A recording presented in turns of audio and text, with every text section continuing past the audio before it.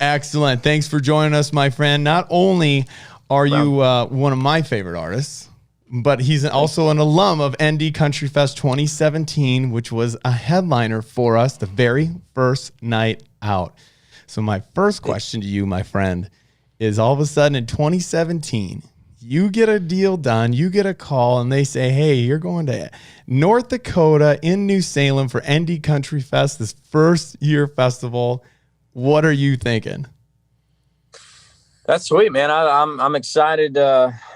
Obviously, when I get calls like that, especially playing the first of the first, right? I think the fans are always jacked up extra hard, which, for me is, the most important part, really.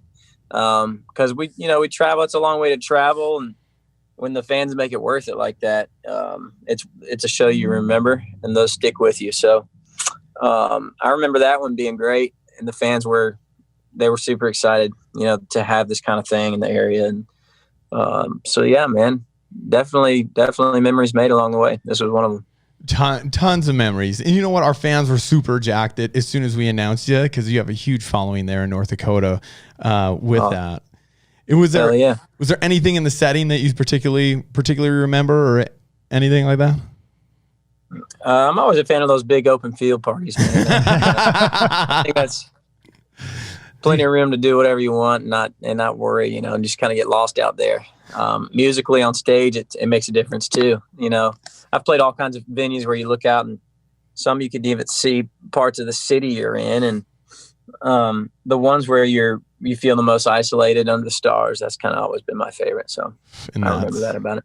And that's it. And that's exactly what we are. And one specific memory that I had with you was after the show was all over, people are all gone. We're still all hanging out, and we go back on stage, right? And this I'll never forget. We go back on stage and we're looking over the layout and all that good stuff. And I'm talking to you, and obviously you have, tons of experience on stage and all that. And we're sitting there talking and having a good time. But he was like, hey man, you go to me, you go, hey man, listen to this. He goes, things like this. He goes, which it looks like, this is maybe looks like your third year, not your first year. He goes, but you say specifically to me, things like this go from here to thousands and thousands on a daily basis. He goes, and you specifically told me, like, you just wait, in 3-4 years, you'll have tens of thousands here, and you just keep doing what you're doing. And you said that to me, made a huge difference in my outlook on everything, and just keep pushing forward from there on out. And you know what? That's where we're at. So thank you for that. That's awesome, dude. That's awesome to hear. Congrats. Thank you. Congrats, man. We all need to hear that along the way.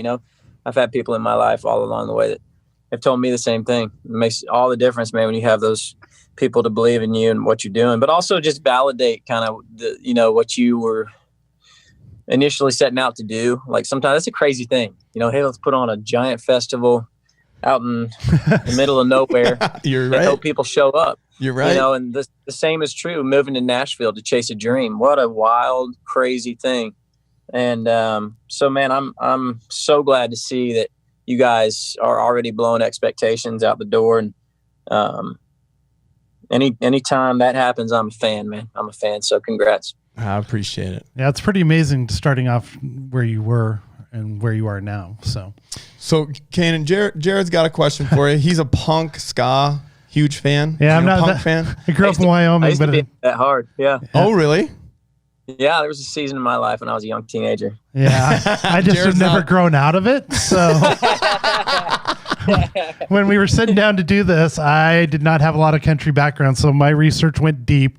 I hit YouTube first, and the first video I got was you on the Bobby Bones interview show after the CMAs talking about your insoles and your flat feet. So are you still rocking the insoles? Yep, still rocking them. And do you have the Red Wings on?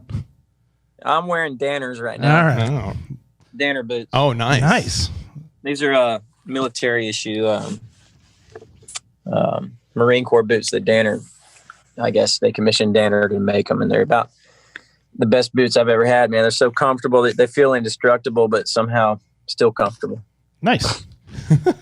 So then, Colder Than You. Yeah. New song out. Different vibe? than your previous vibe? Absolutely, on purpose. I feel like I've come home to what I initially set out to do. I've had a full circle moment in my career where I moved to Nashville with the same sound as Colder Than You. And along the way, as I was experimenting, growing as an artist, evolving, influenced by the town, all of those things contributed to my sound, I think, veered from its natural, most basic form for a while. And I'm not saying Love You Like That wasn't my sound. Love You Like That changed my life. And I definitely think that that's a solid country song through and through. But right now, I'm less interested in having a sound and just being myself. And it turns out that the people I've partnered up with for this new venture, this new record, this new agreement, partnership, and all that, they knew me from day one when I moved to town. And so coming back together with them has helped me to really get back to the basics. Picking up a guitar, if I can sing a song around a fire with just an acoustic and it works and it translates, then that's the kind of music I want to be doing. Not have to rely on that's a cool beat or that's cool, whatever. Cool right. Just goes out the door right now in my life. Mm-hmm. I think it's cool because it's what I love, but everybody's got their own thing. For me, I'm just focused less on pioneering and breaking new ground than I am trying to just tell my stories, try and be real across the board with what I've been through, where I came from, and not just show that and share that with people, but be proud of it and not run from those things that instinctively I do as an artist with my voice, with my songwriting. There's a space for everybody. And it took me a while to get to that point, to the headspace where I embraced that, because Nashville is a mold in a way, at least the songs on the radio. To get on the radio, there is somewhat of a parameter there, or at least we think there is. Right. Oh, yeah. And then you have your outliers, and those are always my favorite. But I do think there's room for everybody. There's room to be yourself no matter what. And so that's where I'm at musically, and I think you hear that in Colder Than You. Why it may sound starkly different from some other previous singles. I think that pretty much is the backstory for why that's happening. And if you think that's country and whatnot, wait till you hear the rest of the album. Ooh, I can't wait. I did really like the Campfire acoustical YouTube version cool. of the song when I listened to it. And we all have that ex-girlfriend. Oh, yeah. Everybody knows what it feels like to want to get the last word. My good Mormon mom calls her a garden instrument. So, she's not nice. happy. Me personally, I like the new vibe. It's very backcountry. It's authentic. Me. And I can't wait to hear the rest either.